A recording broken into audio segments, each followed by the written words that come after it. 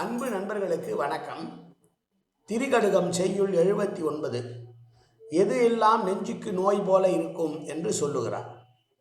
பழி அஞ்சான் வாழும் பவுசும் அழிவினால் கொண்ட அருந்தவம் விட்டானும் கொண்டிருந்து இல் அஞ்சி வாழும் எருதும் இவர் மூவர் நெல் உண்டல் நெஞ்சிற்கு ஓர் நோய் என்று சொல்கிறார். பழிபாவத்திற்கு அஞ்சாமல் மிருகம் போல் வாழுகிறவன், பகடும் பவிசும் இருந்தால் போதும் என்று வாழுகிறவன்,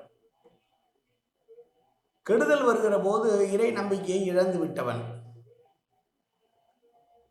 தனக்கு உட்பட்டவளாக இருந்தாலும் மனைவியின் சொல்லே மந்திரம் என்று எருது போல அவளுக்கு அடங்கி நடப்பவன் ஆகிய மூவரும் எப்போதும் துன்பத்திற்கு உள்ளாவார்கள் என்று சொல்லுகிற செய்தி.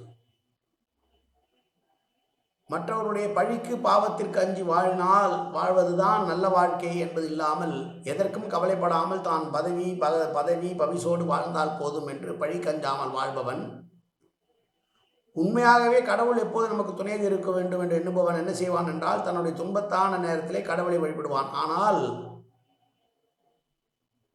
நெஞ்சிலே நல்லெண்ணம் இல்லாதவர்கள் கெடுதல் வருகிற நேரத்திலே இறை பக்தியை விட்டு விடுவார்கள்.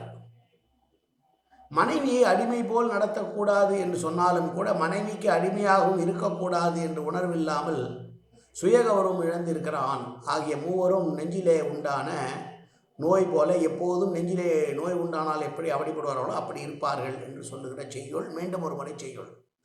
பழியஞ்சான் வாழும் பவுசும் அழிவினால் கொண்ட அருந்தவம் விட்டானும் கொண்டிருந்து இல்லஞ்சி வாழும் எருதும் இவர் மூவர் நெல் உண்டல் நெஞ்சிற்கு ஓர் நோய். நன்றி, வணக்கம்.